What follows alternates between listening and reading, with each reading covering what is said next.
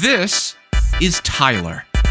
Tyler's a nice guy. In fact, some would say he's the nicest person on the planet. In this Skyrim challenge, we're required to assist anyone who asks for help, no matter how inconvenient it is. We can't be rude, inconsiderate, or hostile to anyone unless they are to us first.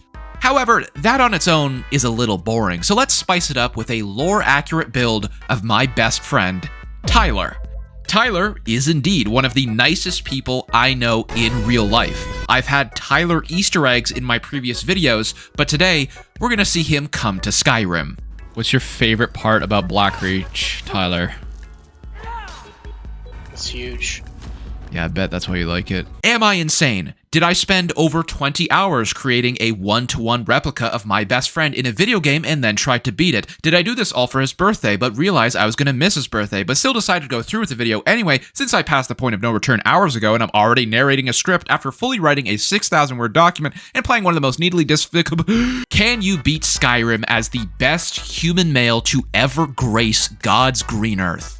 Probably not, but I'm in too deep to change the video now, so here we go. The basis for this challenge run is to see if lore-accurate Tyler, the nicest man in existence, can make it through Skyrim and defeat Alduin. To do that, though, we have to go through the parameters of this challenge and highlight what he can and cannot do, and oh boy, was this fun to plan out.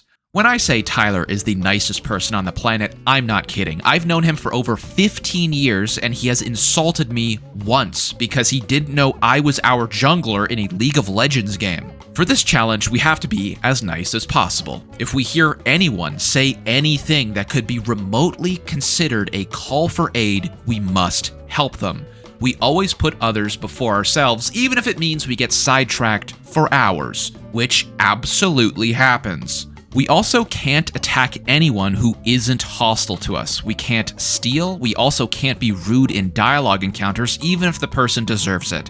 Everyone who meets Tyler loves him, and the closest thing to charisma we have in Skyrim is speech, so he's allowed to use that. As far as combat skills go, Tyler went to school for some kind of medical, engineering, biology thing. We're gonna give Tyler access to alchemy, without question. The only other thing engineering in Skyrim could equate to would be like smithing, maybe, but only for specific things. Alchemy is nerfed in my mod list with apothecary. Resto loop is completely gone, and potions heal over time instead of all at once. They can also only go up to a cap in strength, so it's nowhere near as strong as they are in vanilla. Now, believe it or not, Tyler is not conventionally trained in any weapons.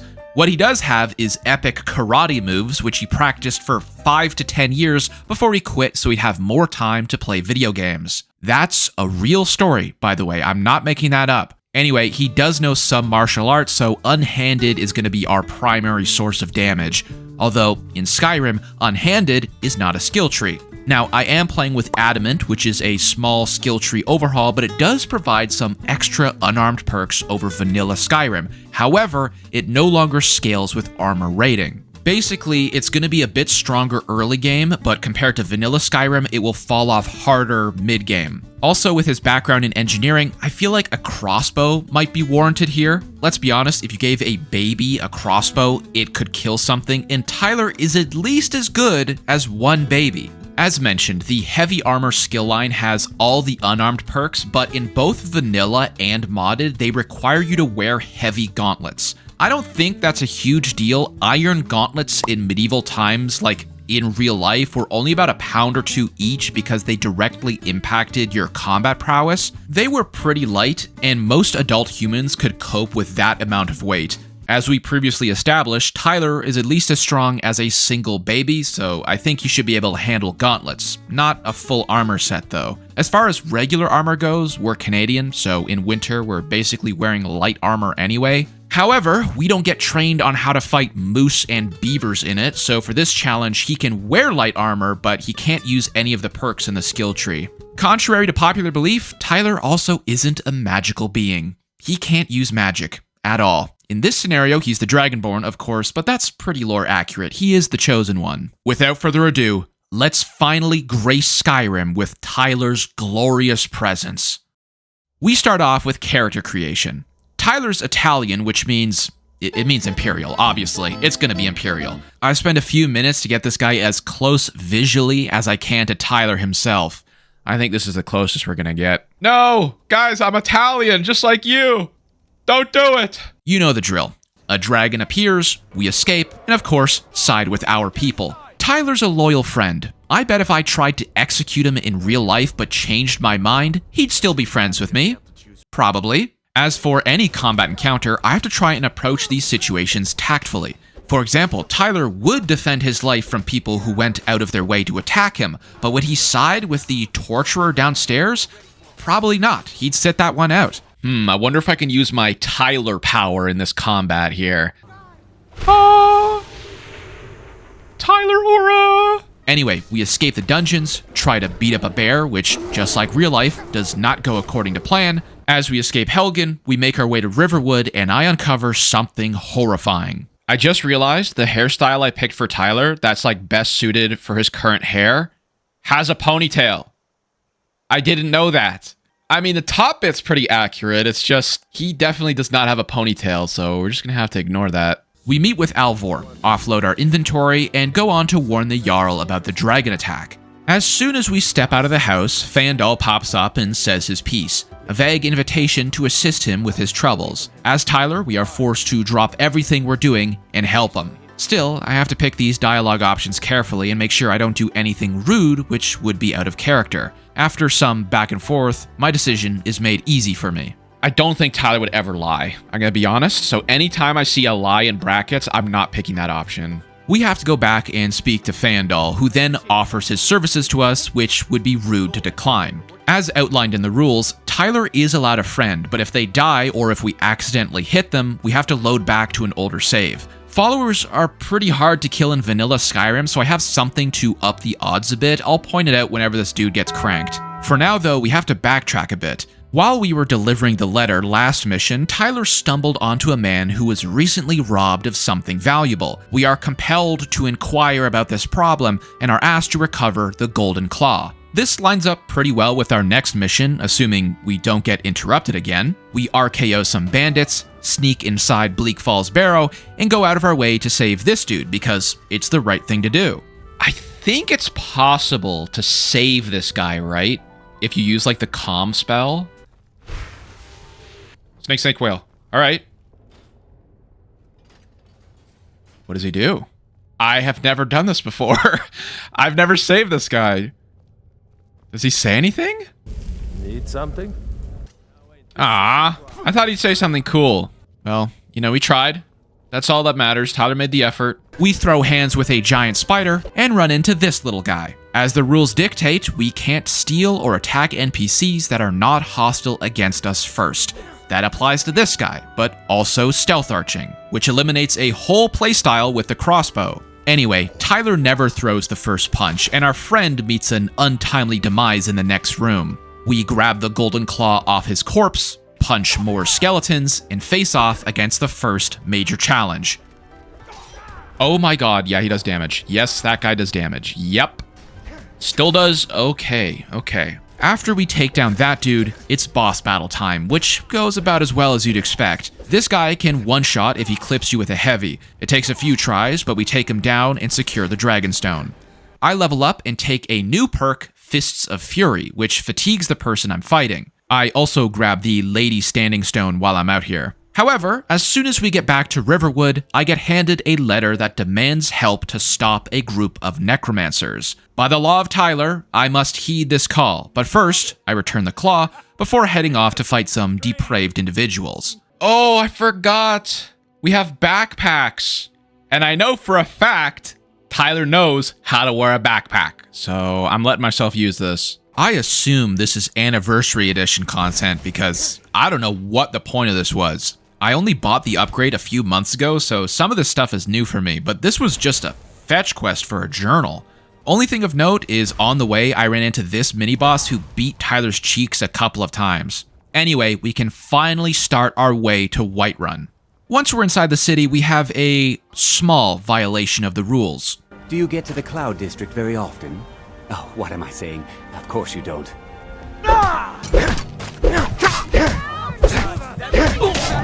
On the way to the Jarl, we overhear a cry for help from a husband and a wife. He wants me to get his sword for him, which I am compelled to assist with.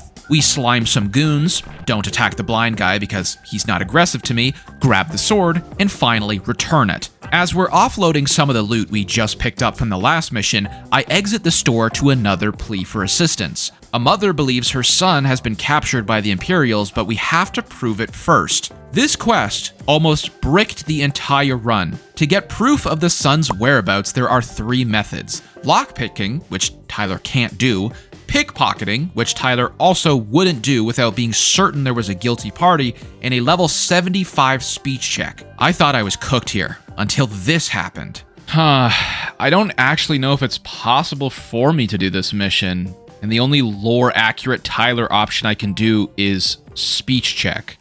Oh, what the fuck? This guy just opens the door? I didn't know that. I could just wait, and somebody will open the door for me. Okay, well, that was easy. All right, well, thank you, Skyrim. Enjoy yourself in there, buddy. We lucked out big time, and the guy didn't even care that we peeked at his private documents. Now that we know they're guilty of kidnapping and torture, Tyler has no qualms with beating the bricks off of some Thalmor agents. We rescue the brother and save all the other prisoners. Oh my god! Tyler threw that guy out of the map. I gotta save these prisoners, though. Oh no.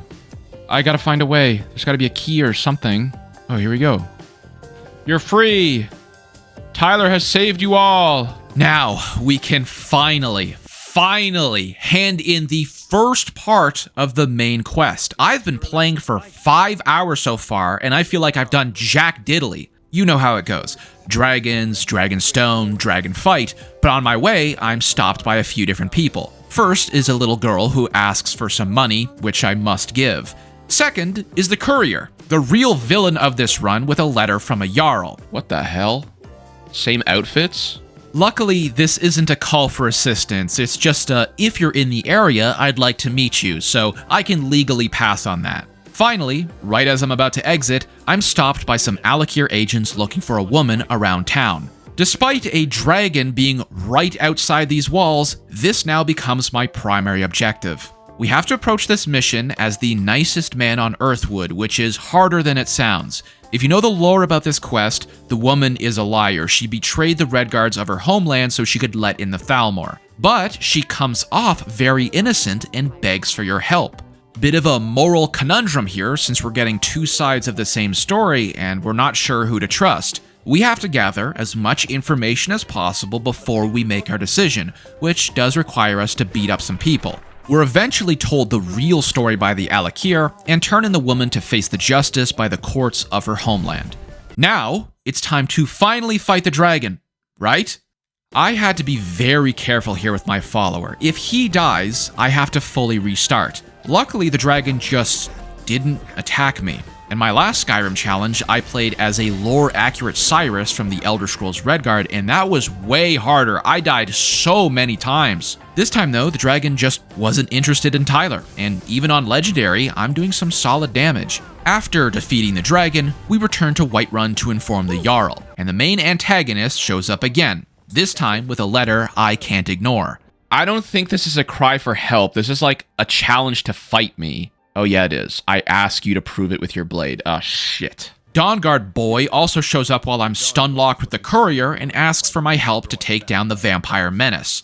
Oh brother, this is not a short quest by any means.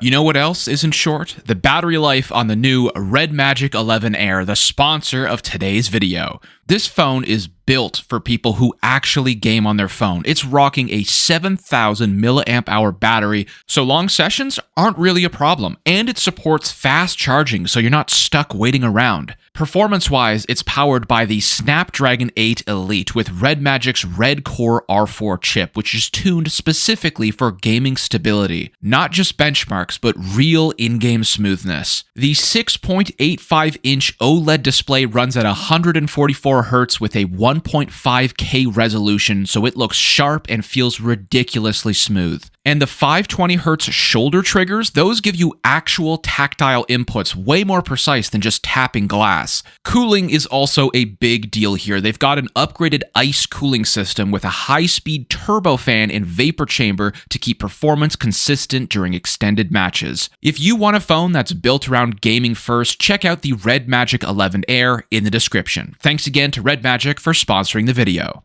First, we hand in the quest with the Jarl and get assigned Lydia, who we can't accept into our party due to Tyler's stupid loyalty. No way would he abandon a worse companion for a better one. That's mean. We're sticking with Fandal for the rest of the run because it's the nice thing to do, even if he does suck. Anyway, first thing on the docket is to beeline it to the warrior who wants to fight us, but on the way, we run into another man who shouts for help. After clearing out the cave and helping this dude, I now have to kill this woman who asked for an honorable fight, which means I have to comply to the 1v1 and do it on my own, which is tough. It takes a few tries, but Tyler is successfully able to beat this woman to death. We loot up on everything we can from inside the house before finding the Dawnguard. Man, the entrance to the Dawnguard bit is just so pretty every time I walk through it. Looks amazing. Okay, we gotta do the Dawnguard quest as long as we can until they no longer ask for help. If they don't directly ask for me to do something and they just kind of imply it or just generally hint at it, I'm gonna allow myself to switch back to the main quest. The plus side of this is we're finally able to get our crossbow 6 hours into the run. Tyler is allowed to improve the crossbow. In fact, it's the only thing he's allowed to improve with his epic engineering skills. Guys, I don't know if you can tell, I'm just pulling this shit out of my ass. I'm way too deep to give up on this video. Anyway, it's time to hunt some vampires until I'm no longer asked directly for help with the Dawnguard. This takes a while. I also remember that I can't stealth arch with my crossbow due to the stupid Tyler rule that I can't attack anyone who isn't hostile against me first, but still, this thing packs some serious punch. We free Serana, take her home, introduce ourselves to her father. We also turn down Daddy's gift of vampirism. I'm good, dog. I don't think Tyler's a vampire in real life, and I don't think he would want this. I return to the castle and inform Isran about the developments, to which he directly asks me for help to find 2 newcomers to join the crew. Can't refuse that, I guess, so we go grab those guys and return. On my return, however, I'm greeted by Serana in the castle. She tells me about the Elder Scroll on her back, Isran gets pissy, yada yada. However, at the end of this conversation, there's no direct request for assistance. They just vaguely mention a moth priest is in town and could theoretically read the scroll. That's it. It throws up some optional quest for you to complete and leaves you to it. I've been stuck in this Dawnguard loop for almost 3 hours now. Half of it's running across the map because I don't have any fast travel points. So I'm gonna take this chance, dip from this quest line, and finally meet the goddamn Greybeards. 8 hours in, by the way. 8 hours in, and we're finally meeting the Greybeards. Good lord, being nice is exhausting. Climbing the 7,000 steps is always joyous, especially this fellow here, who gives me quite a bit of trouble. Damn it. Oh my god. I remember how bad this fight was as Cyrus, but at least Cyrus had a weapon. If I had more bolts too, I could theoretically like stagger this guy forever. Oh my god. Get his ass! Get him! Nice work, Fandal. We did it. After sucking some free aura from the old dudes, I make a pit stop to upgrade my crossbow and grab some more ammo since I used all of it on the Yeti. The crossbow combat is still a little too slow right now since I don't have many perks in archery, but soon it'll pass the DPS of my punches. As you know from the start, I'm against the clock. In vanilla Skyrim, there's a perk that lets you scale your damage with the armor protection value of the gauntlets you're wearing. That perk isn't here in my mod list. It's just not here. So there will be a point pretty soon where the crossbow does a lot more damage than my punches because they're gonna fall off pretty quickly. On our way to grab the Horn of Jurgen Windcaller, we're stopped by some cultists in Morthal. Once we actually get to the tomb, I use the Tyler nuke to pacify all these mean people, snag the note, and meet with Delphine in Riverwood. Now we're headed off to kill a dragon, and this one took a lot longer than the last one. Remember how I said Tyler leaves no man behind? while stupid Fandal forced me to redo this fight at least 3 times. Oh shit. Oh no. Fandal died. No, not again, dude. Fandal, is he still alive? Yes, he is. Okay, he's still alive. Yeah, we did it. And Fandal didn't die. Great. I am definitely not bringing him to the Alduin fight. That would be horrendous. After the dragon is finally dead, we're off to a secret party to spy on the Thalmor. On our way into Solitude, a beggar asks for a coin. When I give it to him, he tells me a tale of how he lost his helmet and if we could help a poor veteran like him. We do, of course, because we're nice, but unfortunately face one of the hardest bosses of this challenge run so far. I had to bug him out on a rock and take some pot shots. I had no chance up close. Anyway, we grab the hat, return it to the veteran, and check in with Malborn. I mean, I really don't need anything. I can kind of just punch my way through most stuff at this point. That was one of the biggest mistakes of the year. I forgot to give Malborn my gauntlets, which means I made this 10 times harder for no reason. If you don't know what I'm talking about, most unarmed perks in both vanilla and modded are only active when using heavy gauntlets. What you are about to watch are the ramblings of an insane man on the edge of his own reality, too far deep into a sick and twisted idea that he keeps punishing himself to go through with, much like the entirety of this video. Oh my god, look at that damage. It is non-existent. I do nothing at all without heavy gauntlets. Oh no, I didn't realize it was this bad. Oh no. Okay, this did not work out. I need heavy gauntlets. I can't fight these guys without gauntlets. It's literally impossible. I want to do it though. I want to see if I can do this. There's gotta be gauntlets in the main house. Like there's gotta be. There's also only one guard on this floor. It's possible I kill him and loot his body. Maybe. Okay. Okay, all I'm doing is playing Ring Around the Rosie with this guy until my shout comes off cooldown. Knock him down, get a few punches in, rinse and repeat. Please! Please! We did it! It's light armor. Okay, I think we're gonna have to play Ring Around the Rosie with both of those guys. Okay, I was able to get just one, but he's the mage, which is not good.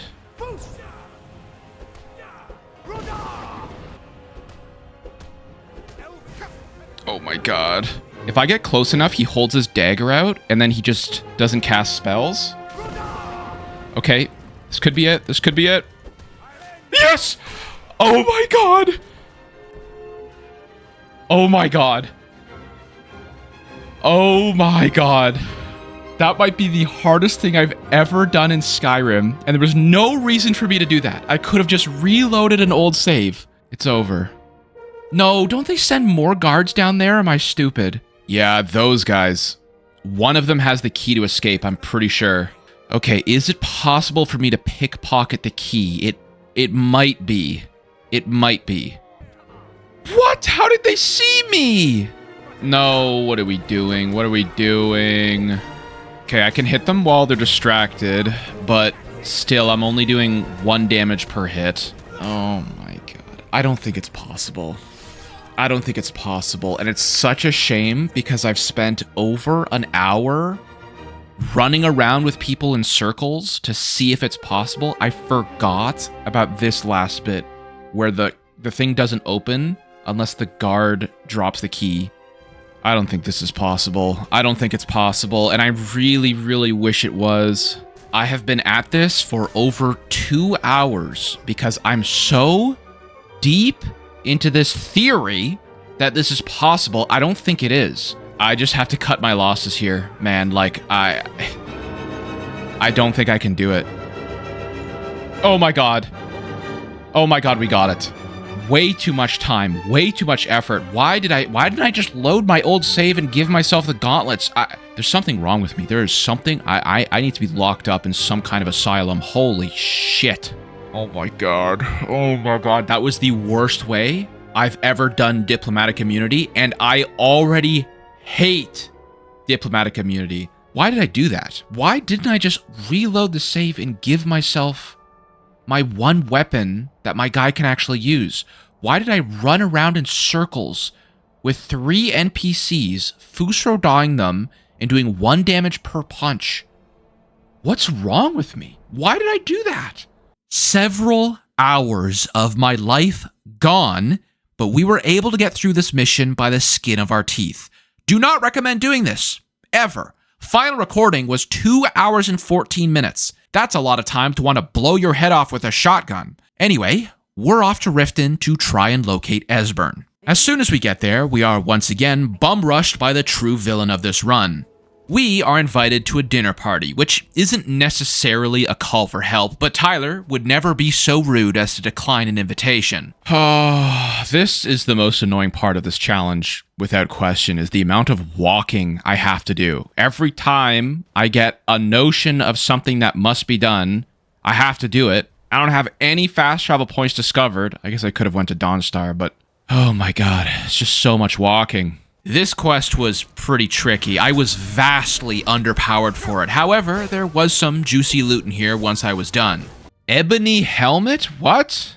Ebony gauntlets? I mean, I'm not allowed to wear the helmet, but I could definitely wear the gauntlets instead of my steel gauntlets. Let's get back to Riften. As soon as you enter the town, you hear these 2 dweebs arguing over some unpaid debt. We pay off our Redguard friend's outstanding balance, but on our way out of the tavern, a patron asks for our aid. This guy says he paid for a horse but was fleeced by the Blackbriars. We need to do some investigative work, punch some mercenaries, yoink the bill of sale, and return the horse to the man. Now, we can enter Riften and skedaddle to the Ratway. Delphine suggested we speak to Brynjolf, but didn't directly ask us to, plus Tyler's no thief and wouldn't agree with that man's lifestyle choices anyway. Nothing too much of note in the Ratway as far as the challenge goes. I was able to make quick work out of the 2 guys out front and punch my way through a couple more NPCs. Oh my god, Tyler, cut her some slack, man. We get to Esbern without much hiccup, escape the Ratway, and head back to Delphine. We now have to find Skyhaven Temple, and I don't really have many fast travel points around it, so I take a carriage to Markarth. On my way, I overhear a nearby settlement that seems to have run into some trouble with raiders. I offer my services, deal with the menace, and cross paths with this jolly fellow. Hey, no way!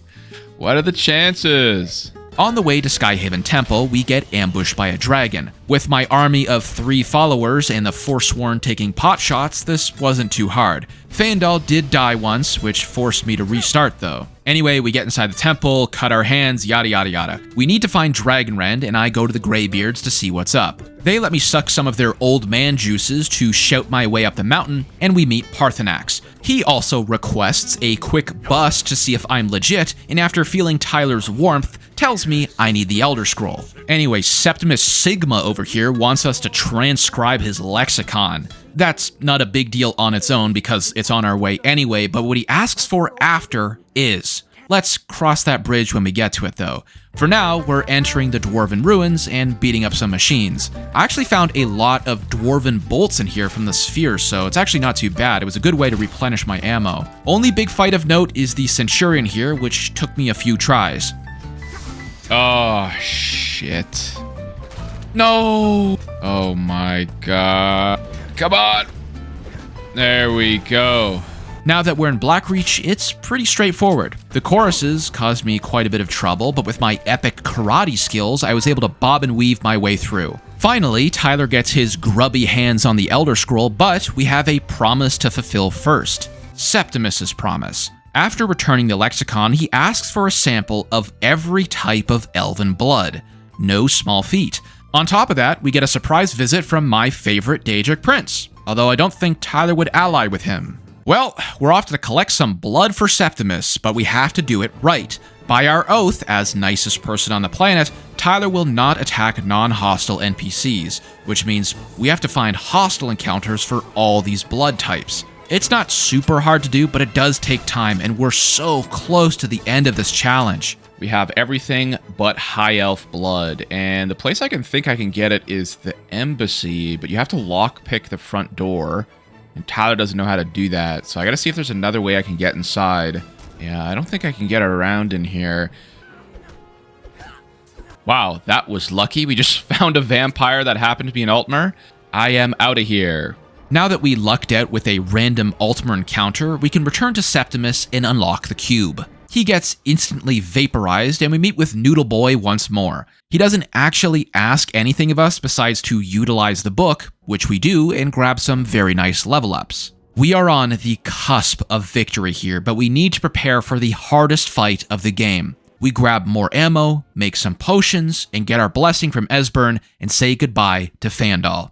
He's been a worthy companion, but we can't risk him dying in this fight because that would require a restart every time. We get to the throat of the world, read the scroll, and... Oh no, I got the stupid bug where Alduin never approaches, man. And they just sit here for like 9 years. Oh my god. What? Like, it always happens. Every time I play Skyrim, this happens. Base game, vanilla, mod, it doesn't matter. No one has ever been able to fix this.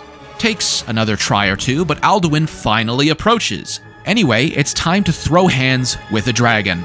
I think this fight bugged. Parthenax kept saying the same voice lines over and over again, and Alduin was grounded for far longer than usual. It was still plenty hard with this garbage build. I died many, many times, but with some epic kiting, I was able to bob and weave around him while avoiding his breath attacks and beat him off. As I'm sure most of you know, this is the hardest fight in the game main story-wise. Most challenge runs on YouTube ended here because everything after is easier, but I've done this fight at least 30 times. I'm pretty positive it bugged out. He only went back into the air once. Plus, we've got more people to help, right? We're Tyler. We can't leave the world in the clutches of Alduin. Unfortunately, there's almost no nice guy moments from this point forward. When you go to negotiate a truce with Ulfric, there's a bit of racism at the front gates. All you can really do is be nice and talk to the Dunmer lady here. She doesn't actually ask for help. And during the negotiations, I try and be as impartial as possible. At the end, though, we're asked to do something. Something I was dreading the entire run. Uh-oh. I think the only thing I can do is get in touch with the real Tyler and see what he says he would do in this situation. Hello? Hello? Okay, Tyler, man. All right, do you kill Parthenax or not? No.